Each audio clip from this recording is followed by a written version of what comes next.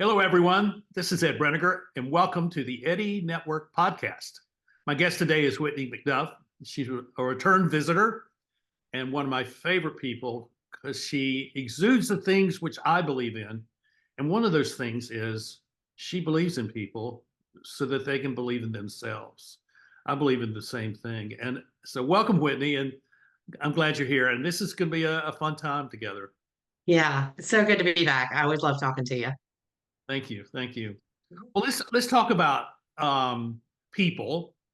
Um, Hmm. when I introduced the thought to you was I, I'm thinking about how do people find the confidence to walk into a room and express themselves in such a way that it's not about themselves. It's really about how they want to be in relationship to the people that are in that room. So what is it that we have to go through in terms of our own development, our own sense of who we are, in order to be that kind of person where we have that kind of confidence that we can walk into any place and be able to produce something of real value? Yeah, that's a really great question. And I think it starts with a shift in how we think about confidence. We have this narrative that we're fed as a society that you are either born with it or without it, that it is something you inherently have or don't. And I do not believe that.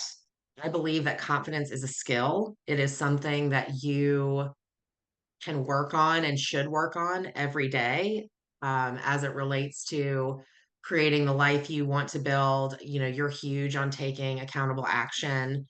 But for me, confidence is built in the ability to keep promises to yourself. And I mean that on a micro and a macro level. So, for instance, if you make a promise to yourself or an agreement that, you know what, I'm going to wake up tomorrow, I'm going to take care of my body, I'm going to get out of bed and go exercise, and you hit the snooze button 5 times, that might not seem like a big deal.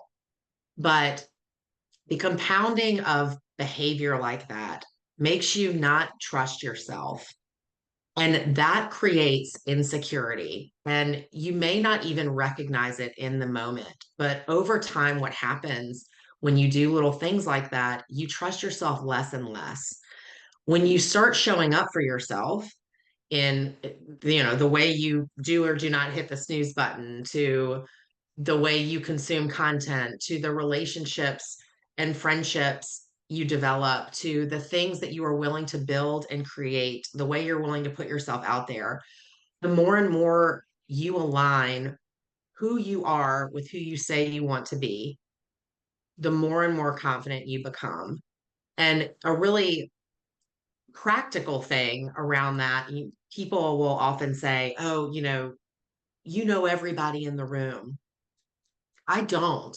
But one of the things that I do is I show up first. I want my energy when I am interacting with people to let them know that they are important, because they are. Like, we all can inherently learn from one another. So I show up first at a networking event. And this was a really practical thing that I learned that changed my life. So if you walk into a room, I'm meeting you one on one and can create an authentic connection with you there. And the next person that walks in the room, I'm meeting them one on one. I'm learning why they're there, what they need, what can I connect them to, whether it's a person or a resource or just friendship in the moment. But then I also know how to connect them to you. So by the time I leave that room, not only have I been able to create authentic connections with everybody, but I'm now seen as a connector in that room, which is a position that we should all want to be in. We should all want to lead with service and how can we help others. And a huge, huge part of that is listening to what people need and showing up with the energy that they matter.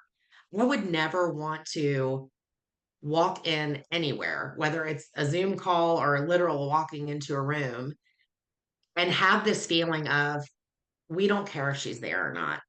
So I try with every fiber of my being to have enthusiasm about the people around me. And I think that's contagious. And I think we should all try a little harder to do that. I mean, as you know, you talk to thousands of people. every year. We don't ever know what's going on behind the scenes with someone. They may have just had the worst day of their life. And focused attention and a genuine hello and connection can be such a game changer. But to circle back to confidence, for me to be able to show up that way and have the energy to do that, I have to be whole on the inside. And if I am constantly worried about what is someone thinking about me, or oh my gosh, I didn't do this right, or oh my gosh, I can never navigate the world in a way that I will be able to show up authentically. And I think authenticity is such a diminishing trait that is happening in this world. Everything seems incredibly curated online. Um, there's a lot of cries for attention, and we are in a currency of attention in modern day world. So I think what people are really longing for is that sense of authenticity and knowing that wherever they show up, whether it's online or in person, a one-on-one conversation or speaking on a stage, that that person is there and is present and is happy to be where they are with you. And I think that makes all the difference in the world and cannot be underestimated in the impact it creates in other people's lives, but also in your own. We should want to be present in our lives and show up in that way. What are your thoughts? Well, I totally agree with you, and I think you would know that. My methodology is I want to be the first one there and the last to leave, because Mhm. I want to be able to have a meaningful connection with everybody that's there. And I do things randomly in a different way. And I'm going to walk into a room and there are people already. I'm going to identify the person who seems to be the most isolated. I'm going to go talk to them. Or if there's a group of 3 or 4 people, I'm going to go inject myself into that group Mhm. because I want to add something into that group, which now they're the 3 of those or 4 of those we're going to talk about. So I see this as a strategy of developing how people interact, not just with me or how I interact with them, but how they interact in a group like this. Mhm. Sometimes I'll walk in, I'll stand in the middle of the room and wait to see if anyone is going to come speak to me. Uh, I'll go to church, for example, and they'll have what they call coffee hour between the services, and there'll be people from their 90s all the way down to preschoolers in the room. And I don't know who I'm going to talk to. I'm going to wander around until I see someone that interests me. Excuse me. And oftentimes that person is a 8-year-old kid, and I'm going to go talk to them and say, "What's your name?" And who are your parents? And what grade are you in? And what do you like to study? And they will tell you that. So I don't Mhm. think this is just about business. This is about how we function in society at large. And but I think the thing that we have to overcome, first of all, is feeling like, and we've talked, and you and I have talked about this on the podcast, that I am not worthy of that person's attention. Mhm. And you are worthy of them, and they're worthy of your attention. And we share that sense of we each have something to contribute. So here's another little framework that I use. I help people, when you have to go participate if you want to get something out of a relationship in an organization. You have to go participate, you have to get engaged, and then you have to contribute. You need to contribute, not just participate. You have to contribute. You have to say something that somebody will take as, oh, that's valuable. And sometimes it is saying to them, that's a really great story you told me. I'm going to remember that because I have someone else that I'm going to tell that story to. That way you're contributing that sense of, well, this is a valuable relationship now. Oh, that's really helpful. I really thank you. Well, have you thought about this? So that the conversation begins to happen in ways, and maybe the next week they're together for coffee some morning. Mhm. So I I think all these little strategies that we can use, but it really begins with feeling like I have something to offer and I want to offer it. I think you just brought up such a beautiful point. One of the greatest lessons my mother ever taught me was the power of a specific compliment. And you saying right then, I really love that story you told. I can't wait to tell that to somebody else. The specificity in that, I think, is so important. And we can live sometimes in a culture of general compliments that feel inauthentic. And the specific compliment is so life changing, I think, for a few reasons. Let's say, for instance, I'm on stage and you're in the audience. If I come up to you later and say, it really meant a lot to me. I saw you in that row and I saw you paying attention and I saw you taking notes. That really meant a lot to me. One, I noticed that in you. You will continue that forever because I recognize that in you. And I think we as a society need to work a lot harder in acknowledging these micro moments where people can impact our day. Right. That specificity is so powerful. And I think people underestimate it and can cause this ripple effect that can truly transform lives. And I don't want to say that in any sense of hyperbole. Like I really do think that we hear all these stories and looking back 2020, it's always about the one moment that transformed our lives. But the reality is, our lives are a series of these micro moments that send us in different directions. And at any point in time, you could say something to someone that changes the course of their life. And I really believe that. I am a product of that. And I've said often, one idea, one introduction, one referral away from an entirely different life. I am absolutely a product of that. If I had not heard a compliment from someone or not had the courage to go walk up to someone, like my life would look different. It just would. All of ours would. And so I really think we need to take the time and care and energy to be present and to acknowledge the things that are happening around us that are good and see the good in others and say that. We don't do that enough. And so I really make an effort every day to at least one person to say, like, you have done something that I'm really thankful for.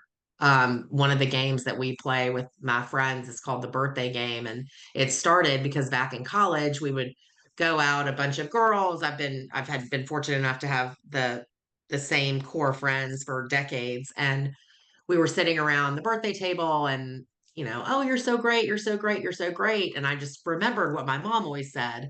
And so I stopped the table one day and I was like, you know what? Let's go around the room for the birthday girl and give a specific way that she has changed our lives.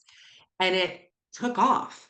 And now, decades later, it is something that we still do all the time. And I love it because we don't get opportunities very often to look someone in the eye, whether it's a new connection or a lifelong one, and say, like, you have made my day better because of XYZ. And I just think the global impacts of that could be really, really profound if we made that a priority. I think what you're talking about is the presence of graciousness in a person's life. And when we're gracious towards people, we're no longer seeing them as someone to get something from, or no longer just someone that we're wanting to talk to. When we're gracious, we really want to add something of value to them. Your compliments, the way you framed that was really beautiful, and I think it's really important. And I think people don't know how to do that because they don't get much of it themselves. Because our Mhm. world's not really oriented around graciousness or gratitude or giving thanks or appreciation. All those things are missing in so much of our public life, but also in our private life. Hmm. Being gracious and saying, "Oh, that was a really beautiful thing you said," or I really like the way you handled that question. That really made me to think. These ways of being honoring of the person, I think is a big. Hmm. You know, There's a big part of vulnerability in that too. yeah. Being able to say those things. And I think that's why it's such an issue and not seen as much as it should be, because it requires vulnerability from the giver of the compliment and the receiver. We often have a very hard time receiving compliments. And we, particularly, I see with women, we like to shrink ourselves and feel almost undeserving of any sort of praise. And so it's really lovely when someone can give a compliment and they say, you know what, thank you so much for noticing that. And it's really vulnerability on both sides. So, so let's take this out another notch and say Hmm. we're building a business. Hmm. We want our business to be known as a place of affirmation, of graciousness. I mean, what does that look like if you're um, say hiring people and you're creating programs and products, and how how do we approach the kind of the mechanics of running a business when we're adding this kind of authenticity and confidence building and that sort of thing into the mix? Well, I mean, I think it has to be present in every aspect of what you're doing, right? So the thing about authenticity, particularly today, is people can sniff out immediately when someone's not being authentic. And we as a society are craving this in business so much. We deal with so much of, these corporate conglomerates that seem to not care about anyone or anything but a bottom line. And I think as a society, we're really shifting and needing that space where we feel like we're cared for. And I think that starts right from the rip. Like, one, it starts at the head of the ship, right? You've got to have authenticity in your leadership. What do you stand for? What are your core values? What are the things that you will and will not tolerate in relationships? And then it goes down to who you hire. Are those people aligned with those things? Are they vulnerable and confident enough to be themselves and be confident in their skill sets? Are you the type of leader who lets people lead? Micromanagers, that breeds mistrust and says, I don't trust you to do the thing that I've hired you to do. You have to be willing to let go of the reins and let people do what they are good at. Then on the other side of that, it's what kind of clients you're taking on. Do your clients align with what you stand for? Particularly, I'm in the business of messaging and PR and speaking. I don't take on people who are obsessed with vanity metrics, and that's fine. There's nothing wrong with that. But that is not the thing that lights me up. So if I'm not lit up by the work, I'm not going to be able to do a good job for that client. Is there a firm that can take care of vanity metrics? And if your measure of success is 1 million followers on Instagram, yeah, absolutely. There's a great firm for that, I'm sure. But that's not me. So all the way down from who we hire, how I show up in the world, and the clients we work with, they all have to be going with those same core values that we are. And I think that bleeds into everything. I mean, all the way down to the way you sign your emails.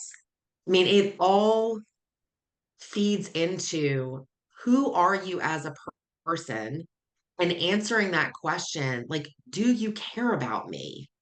That is what people want to know. Do you care about the things that I care about? Are you willing to grab my hand and get me to the finish line? And I think people are craving that more than ever because it is becoming a lost art. I Yeah. mean, everything feels like an obsession with tension. People are doing things today that are just, we couldn't even imagine a few decades ago, to try and get attention because they are trying to fulfill a need, an unmet need. And you have to get yourself aligned with people who are mission driven, see a bigger picture, and who demand that the people that are around them have those same set of core values. And, like, the time for compromising integrity and things like that, it's just I think there's a real shift coming.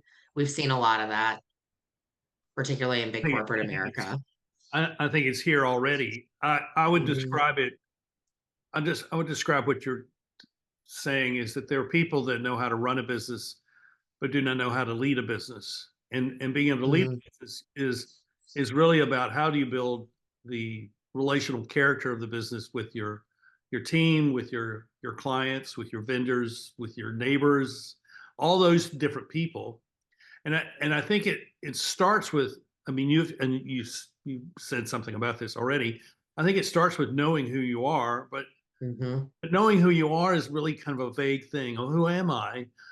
And so you have to break it down into even smaller little chunks. So what is it that I believe in? What is my core value? What is it that I Mhm, would like to say at the end of my life that this is what I achieved or accomplished?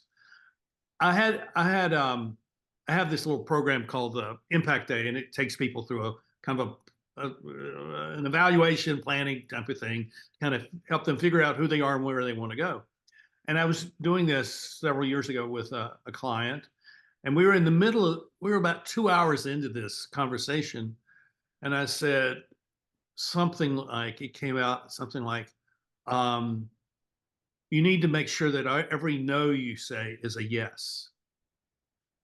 And she said, what do you mean by that? She says, I mean, you need to be able to say no because you're affirming some value that's important to you. That's a yes.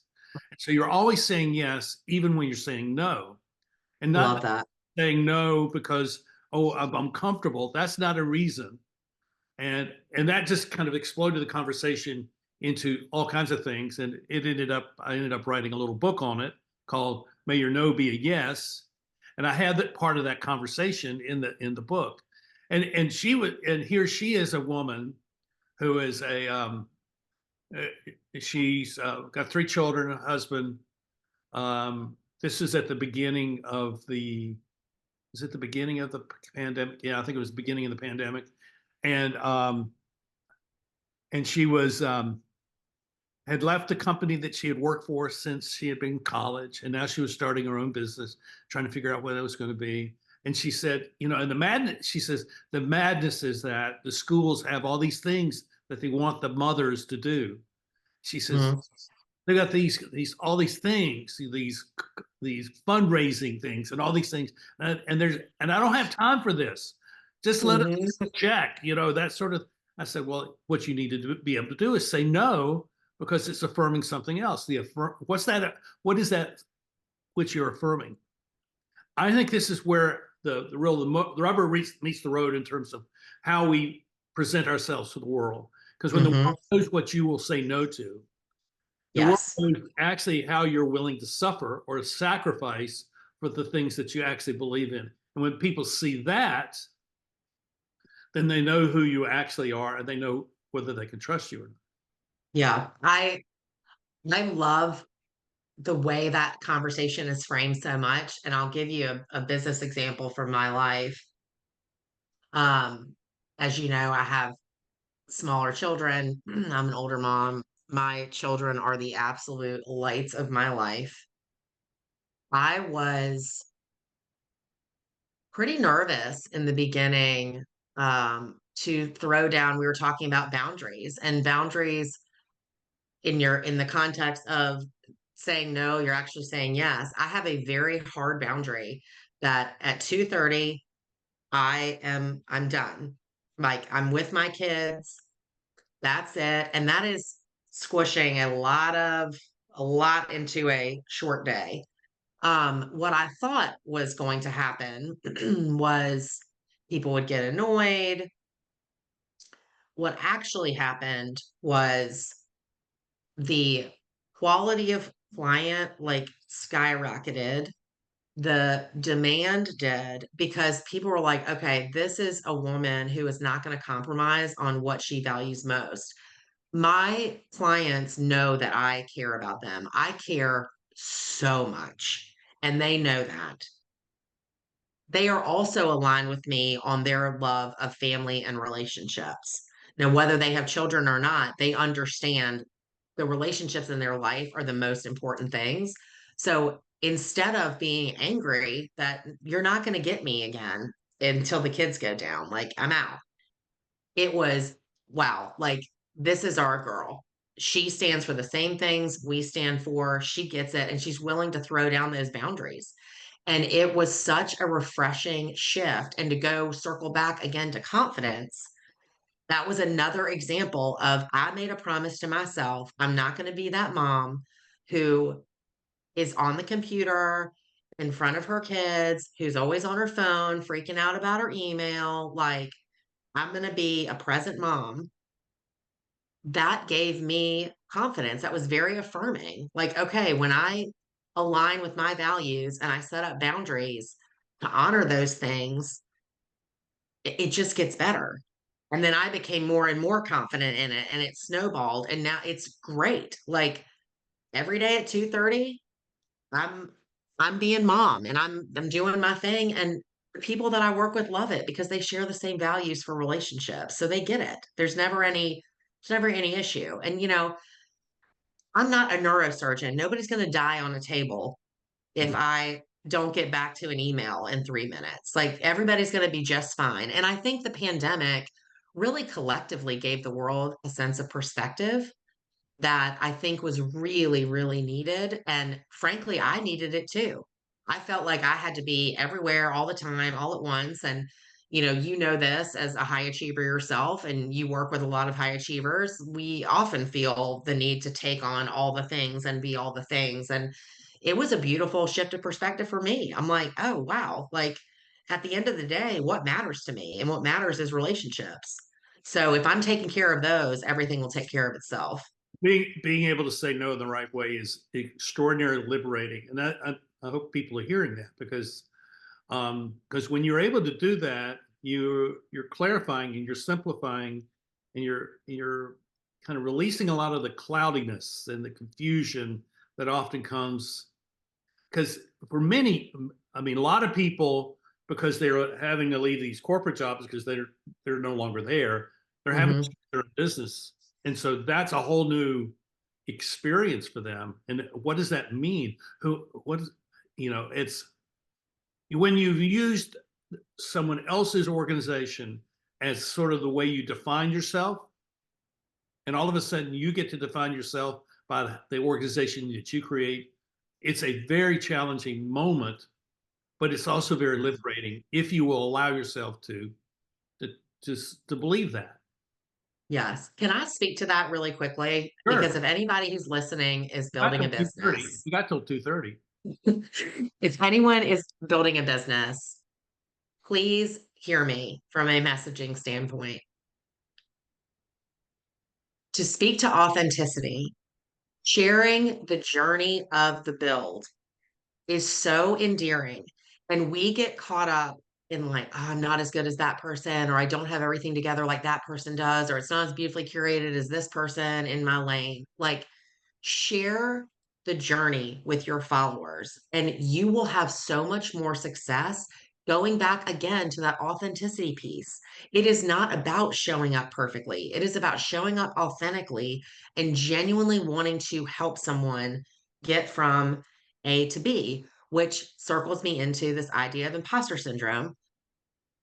Everyone deals with that all the time. I work with people at every single level of their careers, best in the world. They deal with it. I deal with it. I'm sure you do at times. Like we all do. One of the best pieces of advice I ever got was from a client who specializes in imposter syndrome. She works with some of those influential people on earth. And she said, Whitney, if you are not constantly feeling imposter syndrome, it is because you are not playing big enough. You need to seek out that discomfort. And it changed my life because we have a tendency to, there's a room of people that we're like, oh my God, do I belong there? So we go hide in the bathroom, play on our phones, check email, whatever. And instead of doing that, it's like, no, I do belong here. I am worthy of this energy. You will grow so fast in every way possible. And from a business standpoint, it will change your life, your skill set, financially, all of it. If you can get the courage to just step into the room where you feel uneasy, that is where everything you need is happening. So if you are building a business right now, it is not about being a guru and getting on social media and acting like you know everything in the world. It is about telling the people around you what you are wanting to build and the transformation you are wanting to help create for people. And that is the thing that people will connect with because it is authentic and they will use you in the future. I totally agree, and I want to add this one piece, and I think this is really, really important for people to hear. Our perception of the people that we need to win over Hmm. to support our business are typically the wrong people. We Great need point. to be authentic and allow our authenticity to attract the people to us. What I have found, and I continue to find this, is that there are a lot of people that I've known all through my life, and I want them to be involved with what I do. I want them to support what I do. But I realize that they're not at that stage of life where they have much space or room to go get involved with some joker who is off doing crazy things that no one else is doing. And so you have to be willing to go to places that you don't know why you're there and build Hmm. relationships, because out of that will come the relationships that you actually need. I think Hmm. that's I cannot stress that enough, because the people that we perceive as the important people to know have already reached a level of importance, and they're not looking for to advance their importance anymore, or they're not looking to be the advancer of other people's importance. They're looking to stabilize and keep their business and their operation going at a high level. And unless that's what you're offering, they're not looking to go into new places and with new ventures. Um, so Yeah. go look for people that you don't expect to go looking for.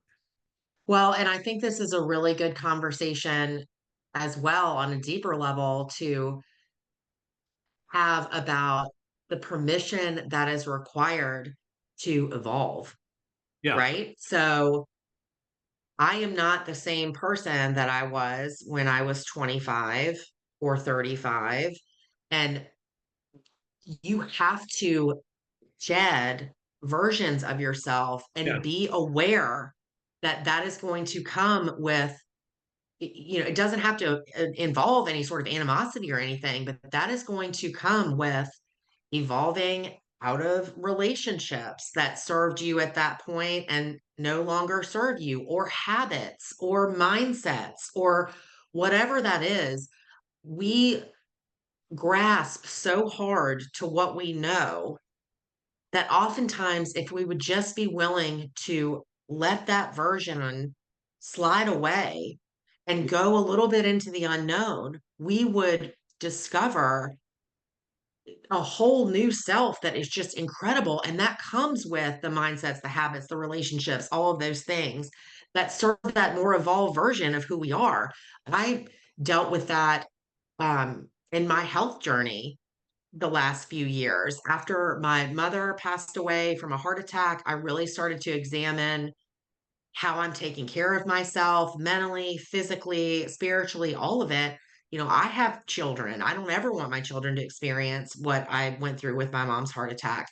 And a huge part of the self perpetuating drama that I had internally was, what if I'm not that girl anymore who was always available to sit down and drink wine until late at night or always ate garbage with everybody? Like, what if I'm not that person, who am I if I don't perpetuate these bad habits anymore?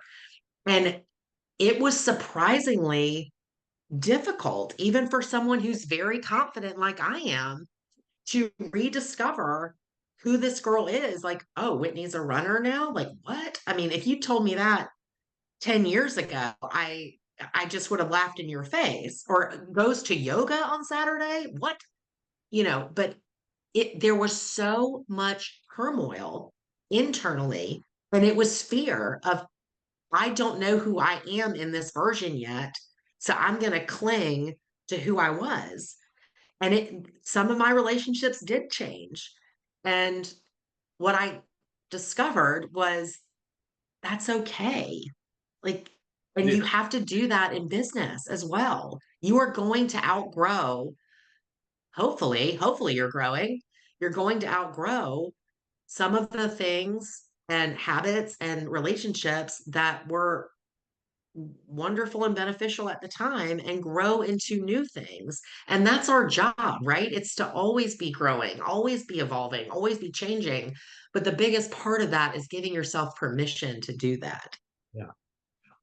I'm experiencing that right now as I've moved back to my hometown of Winston-Salem, and Hmm. people that I grew up with that are still here. Some that are my parents' age that are still here. It's good to see them. But I also know that I'm not the same person I was when I left here at the age of 18. I'm not the same person I was when I moved here 4 months ago, 5 months ago. I'm Hmm. constantly changing. And when you're 70 years old and you're going through this, you better have um, a pretty high level of understanding of who you are, because being 70 rather than 40 in a new town is a totally different experience, because people are at my age are all settled in, and Right. they have all their relationships set, and they're not expanding. Their life is not expanding. Mine is constantly expanding. So it Hmm. so I think this we circle back to that. It really is important to understand who you are as an authentic person, and be able to say this is who I am, and be able to say that to a person who's, whether they're 70 or 90 or 14, 26. It doesn't matter what age they are. When you can connect with them and say, this is who I am, these are the things I'm interested in, and then they can then respond well to that, rather than, Hmm. oh, here's a person who has all these labels, and the labels define that person. No, the person is this person that I'm meeting, who I'm having a conversation with now. And I think I think that authenticity really gets surfaced out and gets nurtured through the conversations we have with people and with each other. Yeah, 100%. And, at the end of the day, I really think it comes down to the idea of self trust. Yeah. You don't know what the next chapter is going to look like, but you trust yourself to be able to figure it out. And that inherently wonderfully bleeds into every other area of your life. And that is where true confidence comes in. And, you know, I don't always know the answers. I don't know the answers 99% of the time, to be honest, but I do have an inherent trust that I will figure it out and surround myself with the people that I need to help me figure it out. So that's such a huge part of business. And if you hear anyone talk about any sort of success story, if they're honest, I mean, they're going to tell you about 100 different failures they went through. But at the end of the day, they kept going because they knew that they would eventually figure out what they needed to. And I am also a big believer that failure isn't really a thing. You're either learning something or you're getting the outcome that you wanted. And, I know that we say that and it sounds like a pretty bumper sticker, but that's the truth. And I think perspective is so much of the satisfaction that you have with your life. And I really try, even when something didn't have the outcome I initially wanted, I really do try and sit with, like, okay, what am I learning from this? Like, what is going on here? And I really do think that perspective, it keeps me grounded. I think it keeps me motivated.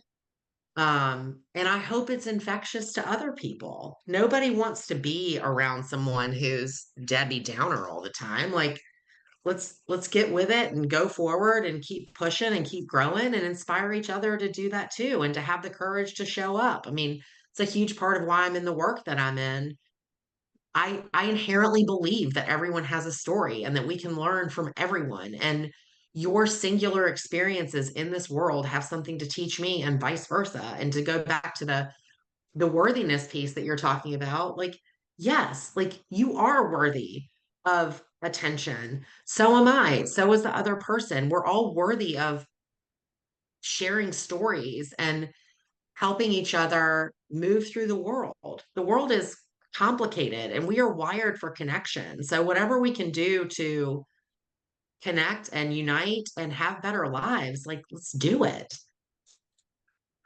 I want you all to realize that all of this, that it is possible. It's just not for some of us who are more extroverted or, have more energy or whatever. It, has nothing to do with that. It really has to do with what is it you value, how you value yourself, and how you interact with people. And I want to come back to something we said earlier, and that's really about being grateful and gracious towards people and saying that. So if you have a difficult time knowing how to talk to people, um, look for a way to say, "Oh, I really like that." Give them a compliment. Make sure it's authentic. It's an authentic compliment.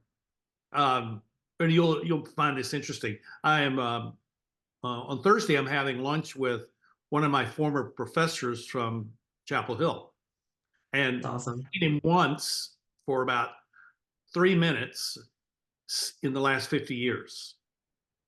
And I want to meet with him because I want to talk about the course that I had with him 50 years ago, because it was a course that stimulated certain questions in my mind that I'm still asking today. So I can't wait to sit down with him and say thank you for what you did in that course, Mm-hmm. and because and I'm going to ask. So I'm going to ask him. So this is the other piece of this. So when you're being authentic, you say, so who do you think I should be talking to? Would you introduce me to them? Because I really want to learn this. I mean, here I am, 70, turned 71 in 2 weeks. I really want to learn some more about this. This has become a dominant question in my life that I'd like to find some more answers. And when you give yourself to someone in that way, when you're inviting them into the questions that you have, what you're saying is, I trust you. I believe what you have to offer me is really important. And I'd really like to share this with you because I think our journey together will really be special. And I think that's exactly what could happen with lunch on Thursday. I think that is such a great example of taking the time to show gratitude. I mean, you think about that 50 years ago, and you are still thinking and living your life based around questions that formulated back then. Like, you talk about how singular moments can have lifetime impact. I mean, this is a perfect example of that. And I Yeah. just want everybody to think about that. Like, you have people, listeners in your life right now, that the decisions that you're making today are because of conversations that you had 20, 30, 40, 50 years ago. Like, tell that person. I think that's so wonderful. I'm like, what a full circle Yeah. thing to our conversation today. So so let's put it this way. Our authenticity is the gift of other people's to us. And it allows us to find who we are and discover what we want to be. And they give us the freedom and the space to grow into that person. And I think when we find ourselves in that role, the people who are the contributors to our lives in that way look at that and say, well, it's nice to see where you are now. Hmm. Love that. That's really beautiful. And when you can do that with your children, it's even better. I do, just a quick note on that. One of the things that I heard from somebody else, and I can't remember who I heard it from, but my children are 6 and 5, and I started email accounts for them. And not every day, but nearly every day, I go in with something incredibly specific around the day of what happened or something where I was proud of them or something, wonderful that they did, and they're very specific. But Mm. that is from something my mom told me 30 years ago. And I hope that my children, whenever they're older, open up those email accounts and just think, like, wow, like, and get to see it right there in writing. Like, oh, like, I am the joy of my mother's life. And here it is. And it's all in these micro moments. None of them are big things, quote unquote. But to speak to being specific and the importance of it. Yeah, I mean, I live my life according to that because of what my mom told me decades ago. So you think about the ripple impact, for generations at this point. So It so reminds it's a me of good my, habit. it reminds me of my grandmother who, when I was about 12, said, "You may do anything you want, but do not bring shame to the family name." And that doing anything I want has carried Hmm. me through to the day. And Hmm. and the boundary of protecting the family is is is something which is of a higher calling than doing whatever I want to do. But Hmm. when you bring them together, it is the platform where authenticity and confidence and a sense of purpose and a sense of mission and a sense that I have something to contribute to the world. It all comes from that. Hmm. So thank you, Whitney, for what you're doing and how you're having an effect upon people through your work, but also how you're having an effect upon your own family as you be this person that I've watched, over the years. And I come back to what I said at the very beginning. Your belief in people enables them to believe in themselves. And that's such an important thing. And if nothing else is ever said about you, and that's the thing that is said and remembered at your funeral, your memorial service, what a beautiful thing to say. Well, I'd be honored, and I appreciate you telling me that. You know, it's all full circle, and Yeah. what you're doing and giving people platforms to share their experiences, I just think is so incredibly valuable, and just grateful for you and you continuing this work. You are definitely making an impact. Thank you. Thank you very much. And thank you all for watching. Let me give you something to go do right now. Go find someone to go say, thank you for doing this or being this. Maybe it's a phone call, maybe it's an email, maybe it's a text message, maybe you go knock on the door of a neighbor. Say it to someone today. Do not allow yourself to go without this day being able to say that to someone.